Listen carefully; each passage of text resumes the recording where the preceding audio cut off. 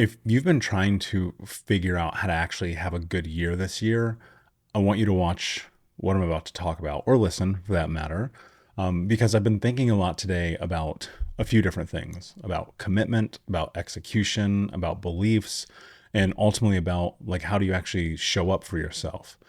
And full context, this is really more of a me talking to me kind of conversation right here that I hope you will get value out of.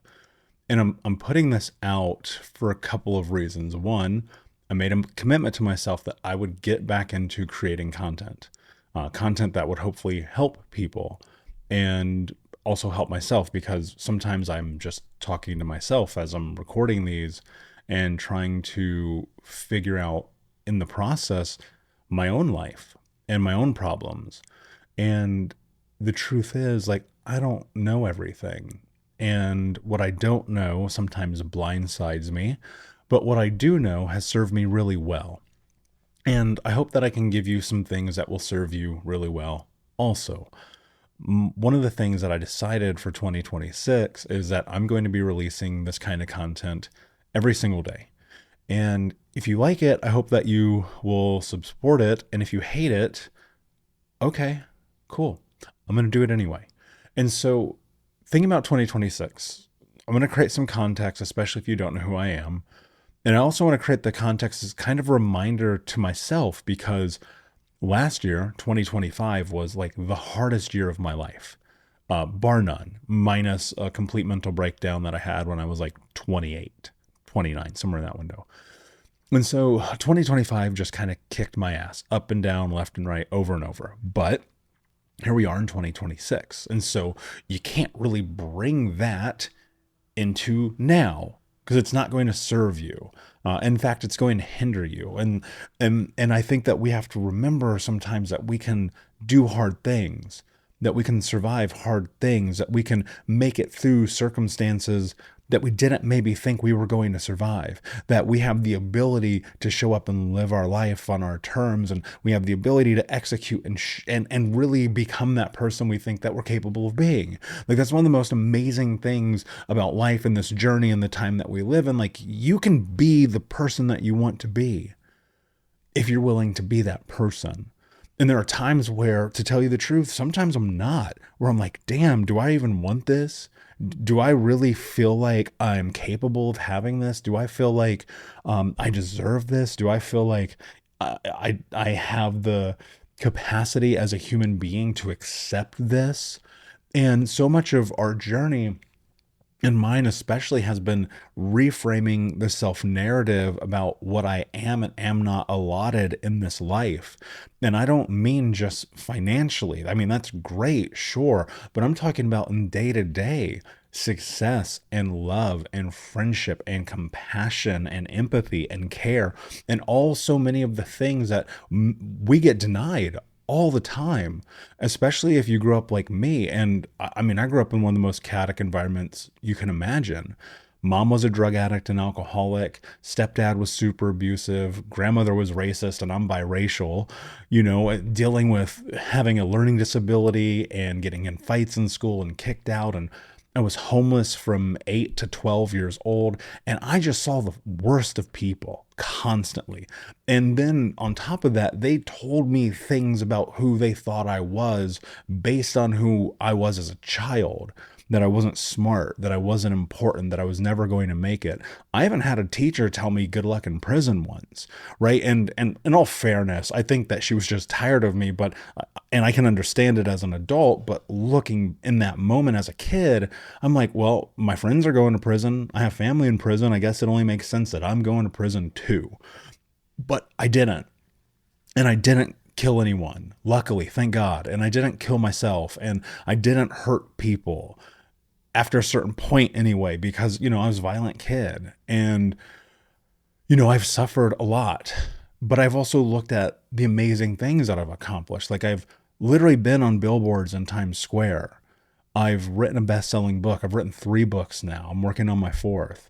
I've traveled the entire world. I've been so many places, it's insane. And I've helped a lot of people. But I've also made horrible mistakes in that time too. I've destroyed relationships and friendships and business opportunities. And I've had to catch myself losing confidence. And I've had to get myself unstuck from losing momentum and then having momentum into the wrong things. I found myself on the verge of toying with different addictions and different things that are a part of my personality that make me want to burn down the world. I've touched those things. And yet I sit here and I think to myself, okay, well, can I just try again? And I think that's the thing that we always forget. It's like if there's a clock on the wall of the game of life and that scoreboard has not hit 0 yet, you have an opportunity still. And look, and there's parts of me too, like I am riddled. I wish there was an easy way to explain this. I am riddled with self-doubt. I am riddled with imposter syndrome. I am riddled with I am not worthy. It is in my blood. It is in my DNA. It is in my family. It is in my community. It is in everything that I come from. But I kept just trying to go forward anyway. And even in this moment, I'm coming off the backside of the worst year of my life. It's January 1st. And I said, I'm going to come out here and put myself in the world. Let's do this again. Because why not? I still have a clock that has time left. The game's not over. The way I see it, I just came out of halftime, right? So let's say that I live till I'm 80. Fingers crossed. That would make me super happy. And I'm 40. Halftime. For some of you guys, you're just coming out of the first quarter. For some of you, maybe you're going out of quarter 3 and into quarter 4. There's still time. As long as you're alive, there's still time. But it doesn't work if you don't show up. And it's scary. It's scary because a lot of times I'm scared. I'm like, what are you doing, man? You just spent all that money on this thing and you went to speak on that stage and you hired that therapist and you broke up and ended that relationship and then you started that one and then you worked on this business and then you joined that gym and you moved to that city and you did all these things. And I sometimes look at those things and I think to myself, you are out of your freaking mind. You should have just stayed in Indiana, got married at 22, had some kids in a relationship you didn't want to be in, gain 150 pounds again, sit around and drink beer with your buddies, smoke cigarettes, and die when you're 50. That would have been way easier than this. That would have been way easier than this. And I would have given up on myself and my dreams. And there have been times where I have because it's hard. Like, it's hard for me too. I've spoken on stages in front of freaking 10,000 people. I've spoken on stages in front of 2 people. And it's still hard. I'm relearning the business because I've been away for a couple of years. That's hard. I got another coach because life wasn't working how I wanted it to work. That's hard. I'm going back into therapy because damn, I got more issues. That's hard. I'm back in dating. That's hard. I'm in a city that I don't know want to be in, so I'm exploring the world again. That's hard. And guess what? So choose your hard. Choose your hard. Choose the difficulty in your life that you're so scared of, because if you choose that, you might actually feel alive for once. And that's the truth of it. You might actually be a human being for once if you actually go challenge yourself to see what you're made of. Not to sit and cower and hide and fall into the old trappings and behaviors of somebody who's scared. You want to be scared, stay in Indiana. You want to be scared, throw in the towel. And I have a lot of empathy for people who are struggling right now, because guess what? I'm one of them. I have a lot of empathy for people who grew up with crazy, insane parents who didn't take care of them or love them. Because guess what? I'm one of them. There is so much in this journey that I relate to. And I'm not trying to talk like I'm on high, because I'm not. I'm just like trying to figure it out like you. But here's what I know. And people have asked me many times over the year, like, how did you make it out? How did you figure this out? How did you write these books? How did you speak on these stages and start this podcast and another channel and another thing over here?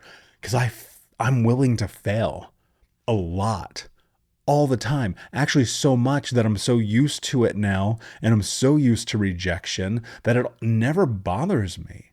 I've tried to launch a few different things over the last couple years that crashed and burned. I was just like, nobody likes this. I don't know why I tried it, but I wanted to try it. So I was curious. So let me see what happens. And that's the secret. Like we're starting 2026, and I said to myself, what do I want this year to look like? Well, I said a couple of things. One of those things was that I wanted to show up for me. The best my life has ever been is when I show up for me, unequivocally, top to bottom, first, by the way. First, me, number one. When you do that, when you're like, I'm number one, me, and not in a selfish way, not in this like hurting or taking away from others way, but in this way that is about you giving yourself what you need, your life will be so much better. And I put myself second for too long. And I've done that in a lot of ways because sometimes you have to, and sometimes you just get lost in the sauce of life. And then sometimes you're sitting on a beach in front of a giant, beautiful hotel and you're like, what is my life? And that's true. And I've had the best and the worst of life. I've gotten to help hundreds of thousands, if not millions of people at this point through the Think Unbroken podcast. And tens of thousands of people have read my book. And guess what? I'm still making mistakes. I'm still learning. I'm still screwing up. But I get back up because it's only halftime. And I put myself back in the game. If you don't put yourself back in the game, you cannot win the game. Sometimes you got to be on the bench. Sometimes you're injured. Sometimes you got to get subbed out. You tore a knee. You hurt an ankle. You popped an elbow. You went through the breakup. You lost the job. You moved to the new city and you feel stuck. You got lost in the thing that you thought you loved. Time out. What do we need to do here? Who's the athletic trainer? Who's the coach we need to get with? Who's the person in the stands that has the extra bottle of water? There's something about when you lean into the suffering and you look at it and you acknowledge it, and like that's where it changes. You're like, man, my life is not working right now. I need to pull myself out of the game. That was me for 2 years, deeply burned out. Built multiple 7-figure companies, traveled all over the world, all over America, spoke on stages big and small, interviewed some of the greatest minds on planet Earth, got to connect with people behind the scenes in industries where they make $1 million a day. Some of these guys can make $1 million an hour. I've seen them. I've met them. I've been with them. And then I've been on the other side of it where I'm like, man, I don't have 2 nickels to rub together. Right? All in the span of this last decade. And the thing that I keep thinking about is like, okay, you invested, you showed up, you tried, you failed. Guess what? Get up, do it again. Dust yourself off. Nobody's going to come and knock on that door and get you out of bed and say, go to the gym. Nobody's going to come to you at the office when you're getting ready to go to have beers when you you should be working on your side hustle. Nobody's going to grab you and by the collar say, get your life together.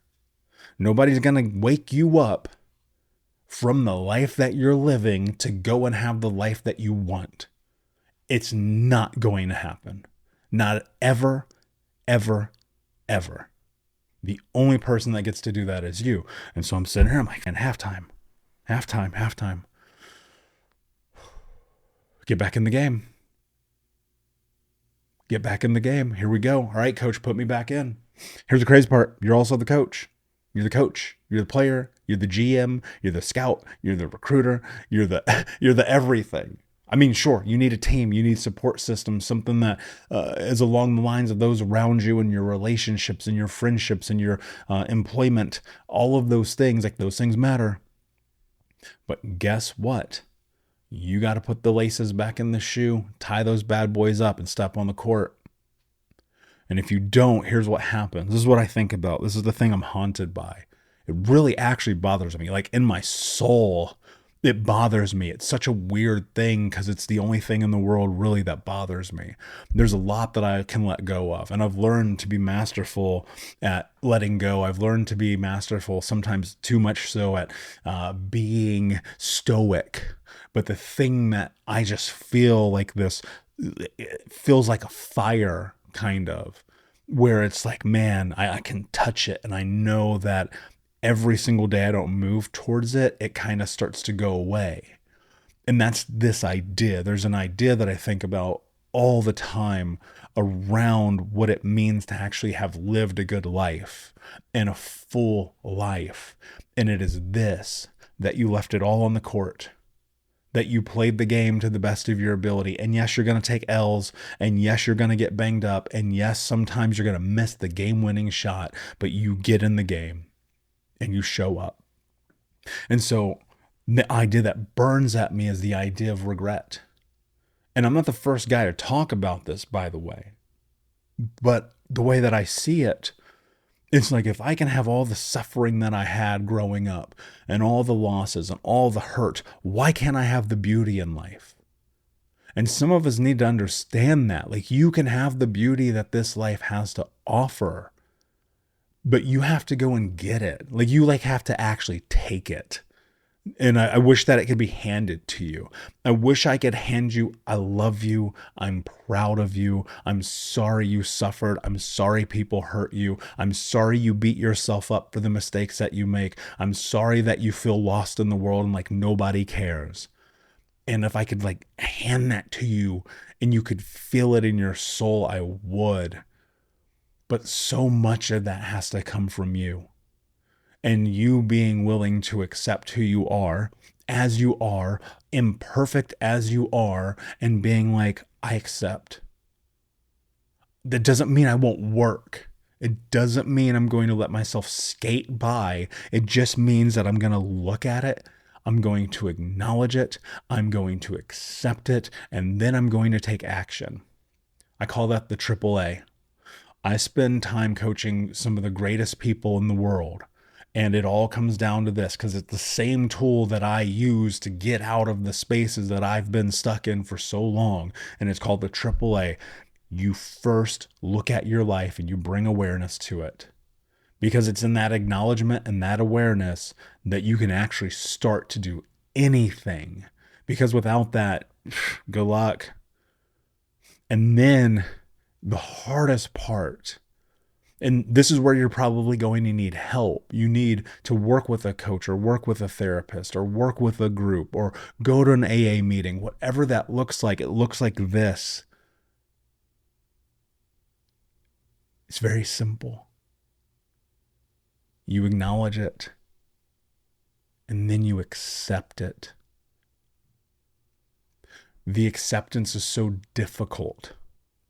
I want to push it away. I want to push away my mother cutting my finger off.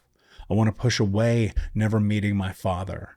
I want to push away my grandmother belittling me. I want to push away living in strangers' houses and vans and rat-infested living rooms and winters with no heat and blankets with holes in them and bullets in the wall. I want to push it away. I want to push away the murders of my best friends. I want to push away my family in prison. I want to push away all the teachers that said I could never do anything with my life. But I accept that that happened. And the crazy part about the acceptance, it doesn't mean you're not important.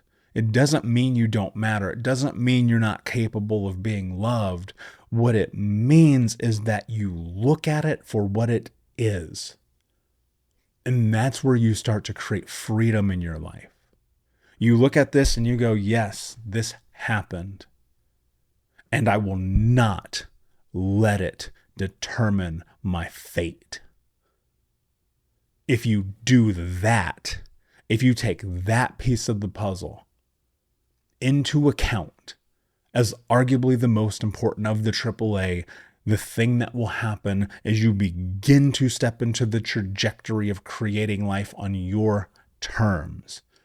But this is where it gets tricky. the last A, action. Because without action, none of this works. Without action, your life will not be different. Without action, you will look back and that thing that feels so awfulsome, this idea that on your deathbed, the last words that come out of your mouth are regret. Without action, nothing else works.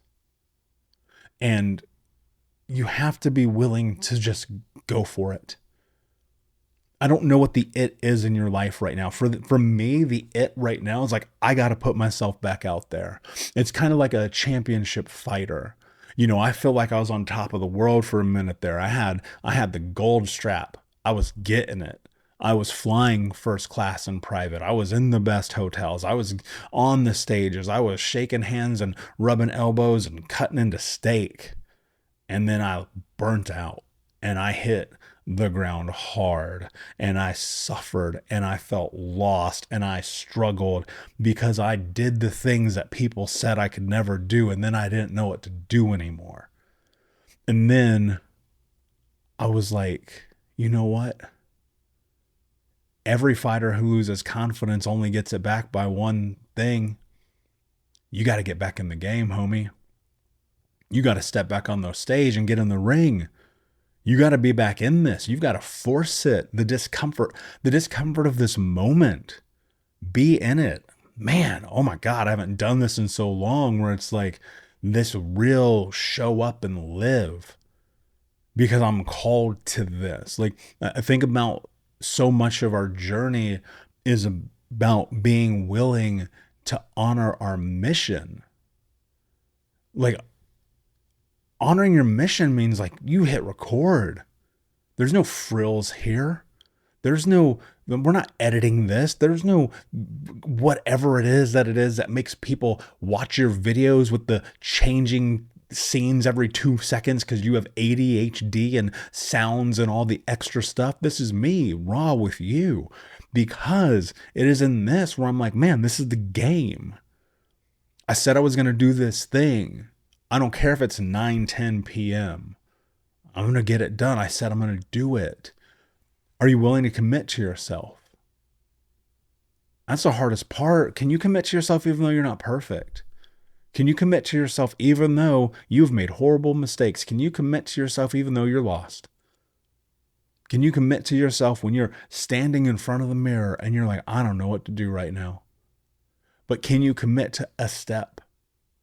To tying the laces on those shoes, to putting one foot on the court, and to stepping into it and being like, halftime's over.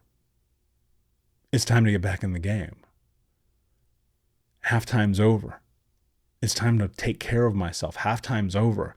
It's time to get that therapist. Halftime's over. I need to have that conversation with my mom. Halftime's over. I need to break up with this guy. Halftime's over. I need to go and write that book. Halftime's over. Because, I don't know where you're at in your life. It could be between periods. We're going 3 to 4 for some people, 1 to 2 for others. I don't know where you are.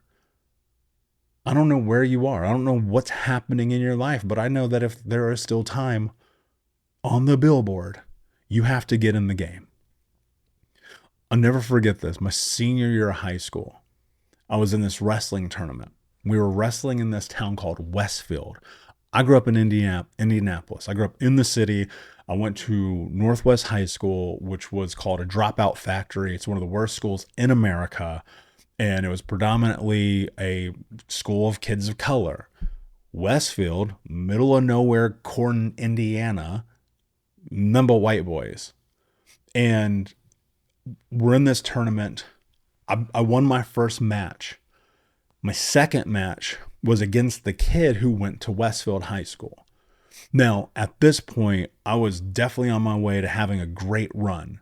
I was probably going to win that tournament. I'd won a couple other that season. And we're in the second period. I'm dominating this kid. And I have him in a pin back against the mat. And at this juncture, you expect the ref to slam his hand onto the mat, call the match for my victory. I had this boy on his back, pinned for over a minute. Ref would not call the victory. And my coach, respect, by the way, lost his freaking mind. I lost that match because the ref in the third period counted a point against me for a foul I did not commit. Later that day, that kid from Westfield, he won that match. I got third place because I lost my wrestle back because I got in my head. And we're on the bus going back, and there's tension. Everybody's upset. I'm upset. Coach is upset. The other wrestlers are upset. We're all upset. And he stands up in the bus, and he looks at us, and he said one of the most incredibly profound things that anyone had ever said to me at this point in my life. He goes, guys, you can't fight racism. Only thing that you can do is keep your chin up and fight tomorrow. And that season was the best season of wrestling I had. Ended up going and doing fairly well. But I think about that a lot. You can't fight whatever the systematic problem is that you think that's in your life, but you can go and fight for you today to get back in the game, to say, you know what, I took my L. What are you going to do?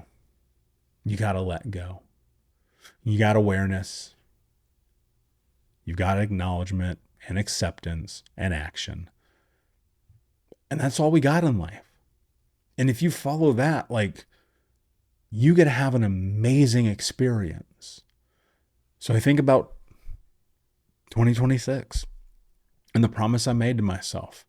It's show up, be vulnerable, tell the truth, fall in love, make more money, speak on more stages, get more fit, be more friendly, be more connected to my family, be a great friend, a great entrepreneur, a great leader, ask for help more, show up more, exist more, play more, enjoy more, put a vacation on the freaking calendar more. And last year was the worst year of my life, but I made a decision. And I'm a person that when I make a decision, I've done really good at following through. And the decision I made, I said 2026 is going to be the best year of my life. Every day is going to be the best day of my life because it's Q3. It's quarter 3. We're getting in here. Halftime is over. It is time to go and ball. It is time to go and win. It's time to just show up. And I'm going to tell you right now, I'm going to miss shots this year. I'm going to miss layups this year. I'm going to miss dunks this year. I'm going to miss passes this year. I'm going to get texts this year. I'm going to cuss too much this year. I'm going to get flopped on this year. But I can promise you at the end of this year, I'm putting up the championship trophy. And you can too. I promise you that you can. But you have to want it. And you have to be able to sit in the discomfort of the moment of the truth of the life that you want and execute anyway. Because that, my friend, is what champions do. And I've had these moments of being a champion, of like standing in it, of looking at it and be like, wow, my face is on Times Square billboard. Wow, I wrote a best-selling book. Wow, I just spoke with this guy and that girl and that person joined the coaching program and I traveled to that place and I've done those things. And I want more because I don't think I've met my full potential yet, especially not after the last 2 years. And I don't think that you have either. I don't think you're even close. And guess what? You still got time. And that's the best part of this journey. I'm going to leave it at that. I didn't really anticipate spending 30 minutes jamming. And I didn't. That's not how I thought tonight was going to go. I was just like, I'm going to talk about the things I want to do in 2026. But alas, here we are. I love you. Take care of yourself this year. Take care of each other. Till next time, my friends, be unbroken. I'll see ya.